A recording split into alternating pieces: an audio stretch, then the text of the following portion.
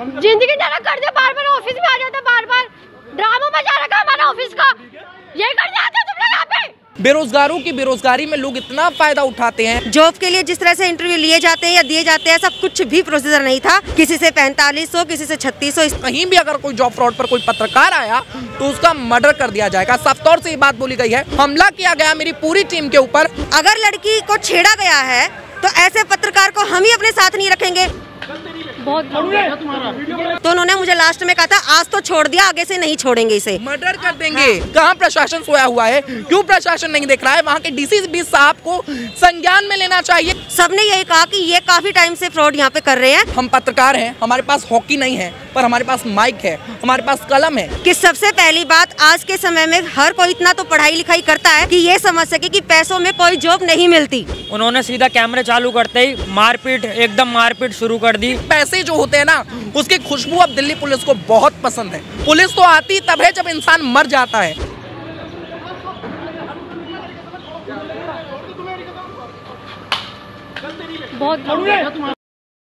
नमस्कार, मेरा नाम है आफरीन खान और आप लोगों का स्वागत है तेज तर्रार में।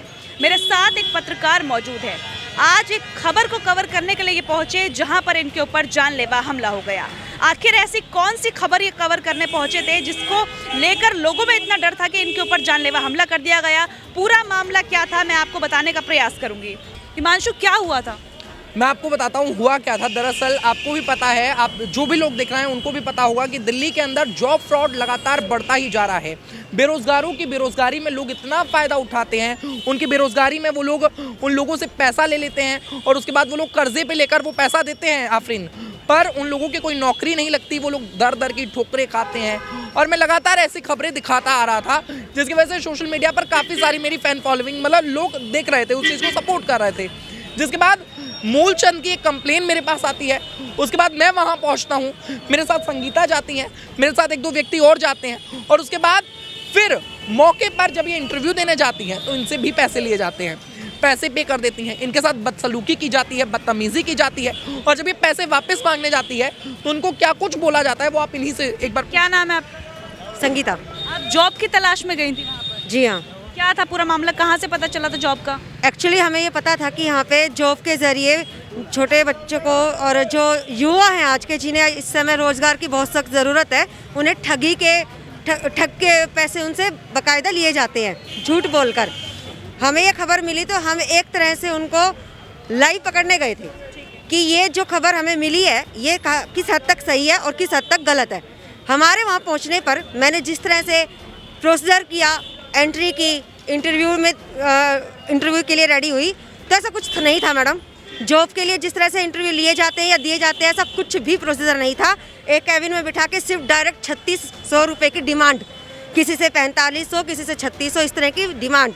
और कुछ लड़कियों को मैंने वहाँ पर रोते हुए देखा है कि ना तो कुछ पूछा, ना बताया, ना ये कहा कि कब से ज्वाइन करना है और हमसे पैसे ले लिए, हमें पैसे रिटर्न भी नहीं कर रहे हैं।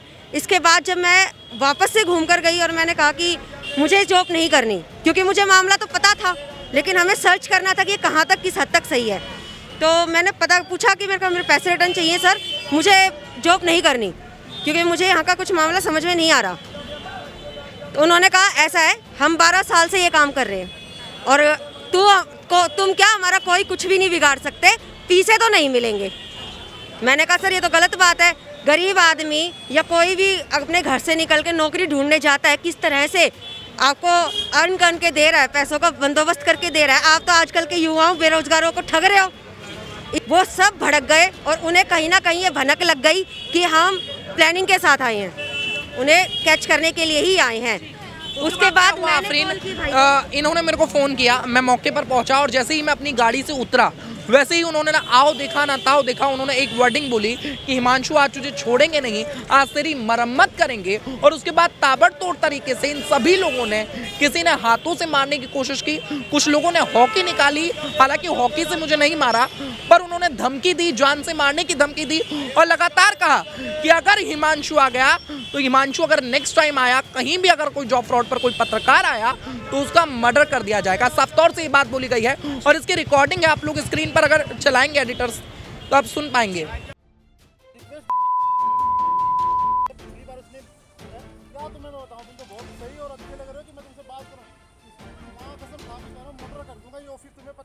हाँ मैं नीरज यादव, एमएनसी कहते हैं मेरा ऑफिस है। आज के बाद कोई यहाँ भटक भी नहीं गया, याद रखना। आपको समझाओ, कैमरा और फोन हिमांशु का दे दिया हूँ, रिकॉर्डिंग पड़ी है मेरे पास, दे दिया। कुछ तस्वीरें भी हमने देखी जिसमें वीडियोस में लोग हमला करते हुए नजर आ रहे। कितने लोग थे वो सारे वही थे जहाँ पर आप लोगों ने छापा मारा था जाकर? 15-20 बिल्कुल वही लोग थे। उन लोगों के नाम मैं बता दूं, एक का नाम बताया जा रहा है, उनमें से गौरव असीजा, एक व्यक्ति का नाम अंकित है, जो लड़कियां मौजूद थी ज्योति, आसमा, इसके अलावा एक नीरज यदुवंशी नाम का एक शख्स है। इन सब के खिलाफ मैंने पुलिस में कंप्लेन दी है, पर पुलिस क्या कुछ कार्यवाही करती है ये देखने का विषय कौन से पुलिस स्टेशन में कंप्लेंट दर्ज कराई है?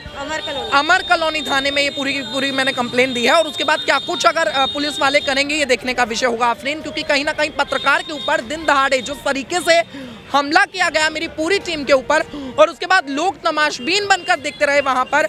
मैं लोगों से हेल्प मांगता रहा, किसी ने कोई हेल्प नहीं की। एक चीज और सुनी वीडियो में, एक लड़की आप पर आरोप लगा रही कि आप लड़कियां छेड़ने जाते हैं। मैं पहली बार वहां पे गया था। आप सोचिए, इसका जवाब संगीता ज्यादा अच्छे से दे पाएंगी। बताइए क्या हुआ था उस वक्त? इनके साथ जब हाथापाई हो चुकी थी और उनको ये लगा कि हम कहीं ना कहीं इनसे कनेक्ट हैं और पब्लिक इर्द गिर्द वहाँ पर फैल गई थी, तो उनको अपने बचाव के लिए उन्हें एक पॉइंट चाहिए था, जिसका लिए उन्होंने नारी शक्ति जैसा कोई मिसयूज किया।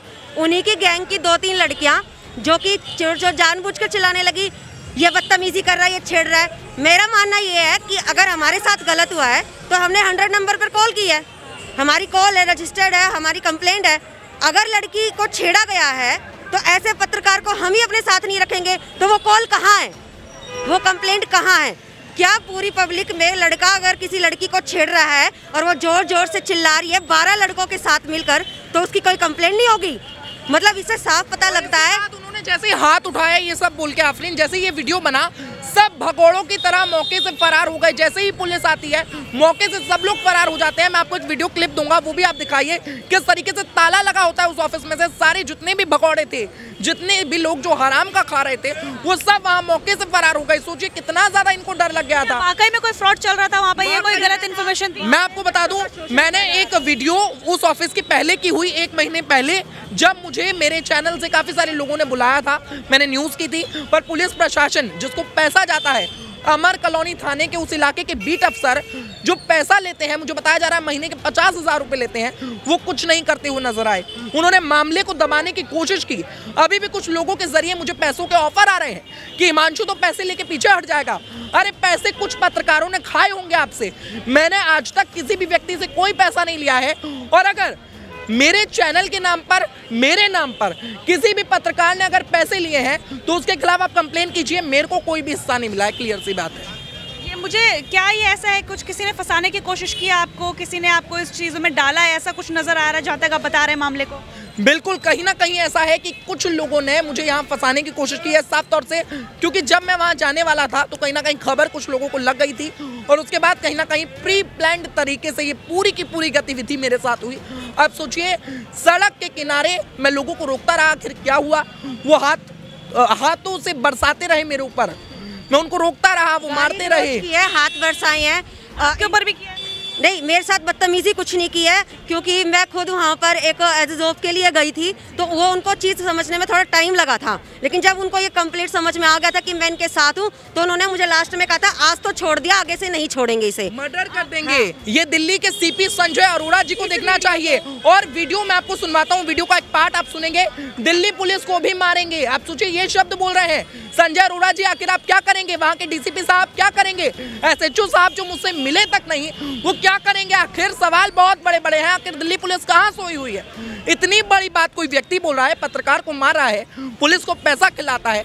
अब सोचिए, आखिर कहाँ पुलिस सोई हुई है, कहाँ प्रशासन सोया हुआ है? क्यों प्रशासन नहीं देख रहा है? वहाँ के डीसीपी साहब को संज्ञान में लेना चाहिए, क्योंकि कहीं ना कहीं पूरे थाने में कहीं ना कहीं पैसे बट रहे हैं। ये सच्चाई है, ये वहाँ के लोग कह रहे हैं जो लोकल वहाँ पे थे, और लगातार कह रहे हैं पुलिस आती है, कॉल्स पे आती है और फरार हो जाती है पैसे लेकर। इस मामले की खबर वहाँ के रहने वाले कॉलोनी के हर पर्सन को थी। जिस तरह से भगदड़ मची, जिस तरह से पब्लिक इकट्ठी हुई, सबने यही कहा कि ये काफ़ी टाइम से फ्रॉड यहाँ पे कर रहे हैं। बच्चे इसी तरह आते हैं, परेशान होकर जाते, काफ़ी देर तक रोते हैं और यही बताते कि हमसे पैसे ले लिए, हमसे पैसे ले लिए, और जॉब का कोई मतलब ना कॉल आता है, ना कोई ज्वाइनिंग लेटर, कुछ भी नहीं है ऐसा। देखिए, दुश्मनी किसी की किसी से कोई पर्सनल नहीं होती। कहीं ना कहीं मैं एक बात जरूर कहूँगा, हम पत्रकार हैं, हमारे पास हॉकी नहीं है, पर हमारे पास माइक है, हमारे पास कलम है, हमें संविधान ने, हमें लोकतंत्र ने ये पावर दी है कि हम सच दिखा सकते हैं। उस सच से ये लोग अगर डर रहे हैं, मेरा माइक तोड़ दिया गया, मेरा 30,000 का माइक मैंने कुछ दिनों पहले रॉड कंपनी का लिया था जिसका बिल मेरे पास है, वो तोड़ दिया गया,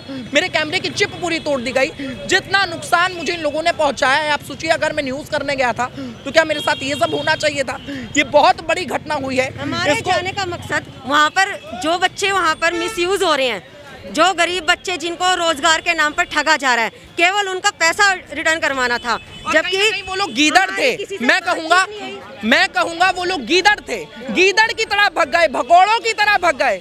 मैं पत्रकार था, शेर की तरह डटकर खड़ा रहा, तुम भगौड़े निकले। अगर ये वीडियो सुन रहे हो ना गौरव जी, भगौड़े हो तुम लोग, वहां से भाग गए। रुक के दिखाते, कैमरे के आगे तो आते, कैमरे को मत छीनते, मत हाथ लगाते। बेशर्म है, तुम पर थू है, डूब कर मर जाना चाहिए। वहां पर जो लड़कियां मौजूद थी, जो थी, उनकी फोटोज मैं आपको दिखाऊंगा, वो आप वीडियो में चलाइए।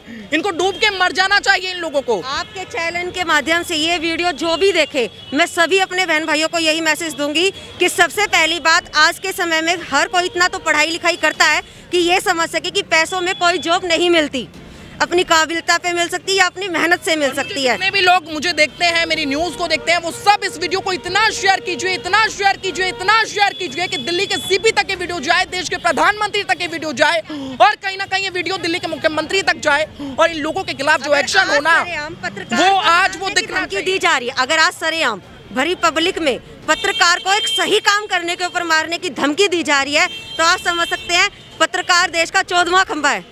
ठीक है, तो कोई सेफ नहीं है मैडम। हमारे ही माध्यम से सरकार बनी है, हमारे ही माध्यम से पुलिस प्रशासन साथ में मौजूद मैं भी उस समय मौके पे मौजूद था। उन्होंने सीधा कैमरे चालू करते ही मारपीट, एकदम मारपीट शुरू कर दी। कितने लोगों ने हमला किया? कम से कम वहाँ पे 5-6 थे। उसके बाद लड़कियां भी निकल आई, सबके सब निकल आए। पूरी मारपीट इन पे, पूरा हवा बोल दिया एकदम। जैसे आपके ऊपर भी हमला किया? नहीं, मैं मौके आपको टारगेट किया? हिमांशु फुल टारगेट मुझे किया गया। और मैं बता दूं, मेरे साथ एक और व्यक्ति थे, नितिन, उनकी पीठ पर मारा गया, उनकी नस में अभी तक दर्द था। पुलिस ने मेरे से कंप्लेन में एक शब्द लिखवाया, और वो शब्द ये लिखवाया कि मेरे को मारा गया है पर मैं मेडिकल नहीं करवाना चाहता। दबाव देकर मुझसे पुलिस ने ये शब्द लिखवाया है, पर आज इसके बहुत सारे मायने हैं। पुलिस ने मुझे कहा कि मैं उनको पकड़ूंगा, तुम्हारे सामने पकड़ूंगा, पकड़ के मारूंगा, हिरासत में लूंगा। और अगर पुलिस ने हिरासत में नहीं लिया ना, तो वो शब्द मैं चैनल के माध्यम से बोल रहा हूँ कि मुझसे जबरदस्ती लिखवाया गया कि मेडिकल नहीं करवाना चाहता। मुझे यह नाखुन लगा था, देखना चाहिए था, मेडिकल कराना चाहिए था। पुलिस कहीं ना कहीं मामले को दबाती हुई नजर आ रही है, क्योंकि पैसे जो होते हैं ना, उसकी खुशबू अब दिल्ली पुलिस को बहुत पसंद है, बहुत ज्यादा पसंद है। संजय अरोड़ा जी, लड़की ने हमला किया था जो कहती नजर आ रही है, आप छेड़ रहे हैं लड़कियां यहाँ? लड़की ने हमला नहीं किया था, जितने भी लड़के थे वो मार रहे थे, लड़की उनकी ढाल बन रही थी, सिर्फ मोबाइल लेके वीडियो बना रही है। वो सिर्फ अपने बचाव के लिए मैडम, वो मैं लाइव देख रही थी। वो लड़की तो अगर आप वीडियो में देखेंगे ध्यान से, वो लड़की करीब इतनी दूरी पे थी, ठीक है, 2 हाथ की दूरी पे थी। अगर मेरा सबसे पहली कॉल यही है, 25 लड़के अगर हम कुछ गलत कर रहे हैं और उनके साथ 10-12 आदमी देख रहे हैं, साथ में पब्लिक भी देख रही है, और ये इंसान बदतमीजी कर रहा है, तो क्या वो कॉल नहीं कर सकती? वो वीडियो बना रही है लेकिन वो कॉल नहीं कर सकती। ये तो सोचने वाली बात है। जा रही है, उस वक्त मेरी जो कंप्लेनेंट थी संगीता, इनको हाथापाई हो रही थी, ना कि ये किसी को छेड़ रहे थे। मैं लाइव हाथापाई हुई है, ये रिकॉर्डिंग है, ये तस्वीरें बयां कर रही हैं सर, तस्वीरें आज बहुत कुछ कह रही है। इसके अलावा मैं बता दूं, संगीता के साथ बदतमीजी उन्होंने की। उन्होंने कहा तू डीसी लगी है क्या, कहाँ से आई है रे तू? तो बदतमीजी तो वो कर रहे थे, पिटने तो वो चाहिए। आज पुलिस के डंडे से वो बचने नहीं चाहिए। अगर संजय अरोड़ा जी, दिल्ली पुलिस कुछ कर सकती है, वाकई अगर दिल की पुलिस है, तो आज उन्हें कर दिखाना है। ये बहुत बहुत गहरी बात मैं बोल रहा हूँ।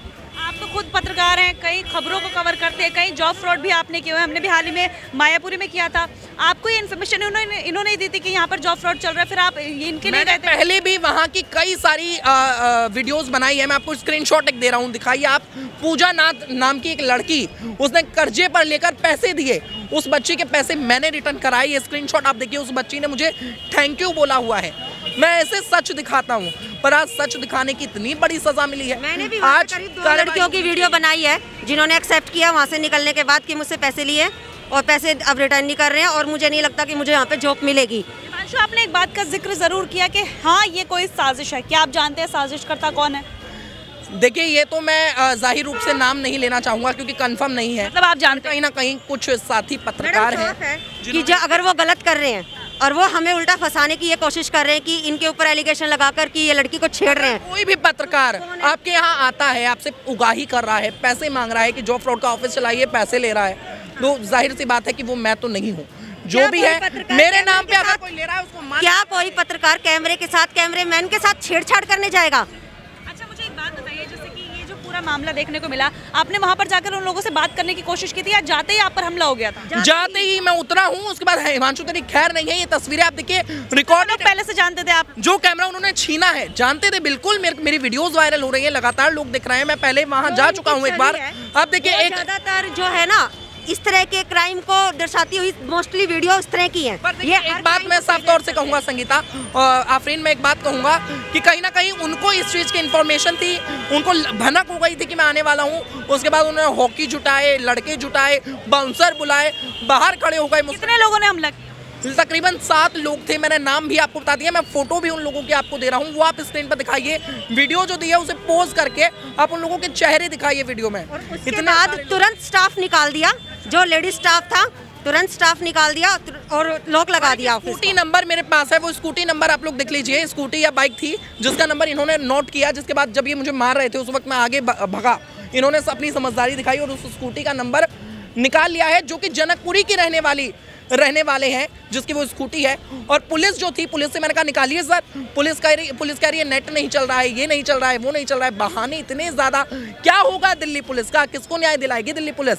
दिल्ली पुलिस अन्याय के अलावा कुछ नहीं करा सकती है, ये आज मुझे साफ हो गया है। अच्छा, मैं ये जानना चाहूंगी कि जब आपने पुलिस को वहां पर कॉल किया तो पुलिस की क्या भूमिका रही इस मामले में? बहुत देर में मुझे ढूंढ ही नहीं पाए, पुलिस वाले आ रहे हैं आधे घंटे बाद। अगर कोई मर्डर हो रहा है ना आफरीन जी, अगर आप कहीं गई हैं, आपके साथ भी बहुत इंसिडेंट हुए हैं जहांगीरपुरी में, अलग अलग इलाकों में, पुलिस तो आती तब है जब इंसान मर जाता है। और मरने के बाद जब पुलिस आ रही है, पुलिस के आने का कोई मतलब नहीं है, क्योंकि न्याय आप नहीं दिलाते हैं। आप 2 पार्टी बनाते हैं और समझौता कराते हैं। अभी भी समझौता बनाने की कोशिश की जा रही है, पर मुझे कोई पैसा नहीं चाहिए। कान खोल कर सुन लीजिए, अभी भी कोशिश की जा रही है मामले को सेटल करने की, आपको पैसे ऑफर किए जा रहे हैं? बिल्कुल, लगातार मुझे काफी लोगों के कॉल आए हैं कि सेटलमेंट तो कर ही लोगे, सेटलमेंट तो कर ही लोगे, पर मैं करने को राजी नहीं है। बिल्कुल कोई सेटलमेंट नहीं होगी। खबर मैं सारे चैनलों पर लगातार चलवा रहा हूँ। आप यहाँ पर आइए, आपका बहुत बहुत धन्यवाद है। ये सभी पत्रकार के साथ हुआ है, क्योंकि सभी पत्रकार एक गलत चीज को सामने लाने की हिम्मत रखते हैं, लेकिन अगर ये चीज दब गई तो कभी कुछ नहीं हो पाएगा और भारत का नाम बदनाम ऐसे ही रहेगा कि रोजगार नहीं मिलता, बेरोजगार देश है। हाँ जी, हिमांशु ने कई खबरें कवर की हैं जिनमें इन्होंने दिखाया कि किस तरह से जॉब फ्रॉड होता है, और ऐसी एक खबर को कवर करने के लिए आज मूलचंद गए थे और वहां पर इनके ऊपर कुछ लोगों ने हमला कर दिया। किस तरीके से ये पूरा मामला बता रहे हैं कि ये रिकॉर्डिंग स्टार्ट तक नहीं कर पाए और जैसे इन्होंने कैमरा ऑन किया वैसे ही इन लोगों के ऊपर हमला हो गया। इनकी जो टीम इनके साथ गई थी उनके ऊपर भी हमला किया गया और अब मामले को लेकर पुलिस की क्या कुछ भूमिका थी वो भी इनके द्वारा बताया गया। किस प्रकार से कहा जा रहा है कि हिमांशु का तो जो है मर्डर कर दिया जाएगा। जो भी चीज़ें ये बता रहे हैं, जो भी चीज़ें ये हमें मुहैया करवाएंगे, हम आपको स्क्रीन पर जरूर दिखाएंगे। अगर मुझे कल कुछ होता है, चैनल पर बोल रहा हूँ, जिम्मेदार गौरव वसीजा और उनकी पूरी टीम होगी, मूलचंद की टीम। अगर मुझे एक खरोच भी आती है आफरीन, ठीक है, देखिए बहुत बड़ी बात कह रहे हैं, खुद एक पत्रकार हैं, जानते हैं मामले को किस प्रकार से दर्शाया जाता है, आप लोगों तक लेकर आया जाता है। और एक पत्रकार खुद ये बात कह रहे हैं कि उनके ऊपर जानलेवा हमला होने की आशंका अगर होती है तो जो भी नाम उन लोगों ने बताया वो आप लोगों के सामने है। बहरहाल पूरे मामले को लेकर आपकी क्या राय है कमेंट बॉक्स में ज़रूर बताइएगा। एक पत्रकार जो सबकी समस्याओं को उजागर करके आप लोगों तक लेकर आता है, उस पर इस प्रकार से हमला होना, इसे आप कैसे देखते हैं? पुलिस की भूमिका को आप यहाँ पर किस प्रकार से देख रहे हैं? पूरे मामले को लेकर आपकी क्या राय है कमेंट बॉक्स में ज़रूर बताइएगा। दिल्ली से कैमरा पर्सन सागर चौहान के साथ मैं आफरीन खान। अगर आपको हमारी ये वीडियो पसंद आई हो तो इसे लाइक एंड शेयर करना बिल्कुल न भूलें। इसके साथ ही हमारे चैनल को जरूर सब्सक्राइब करें और हाँ, बेल आइकन भी जरूर दबाएं ताकि दिल्ली से जुड़ी तमाम खबरों की नोटिफिकेशन सबसे पहले आप तक पहुंचे।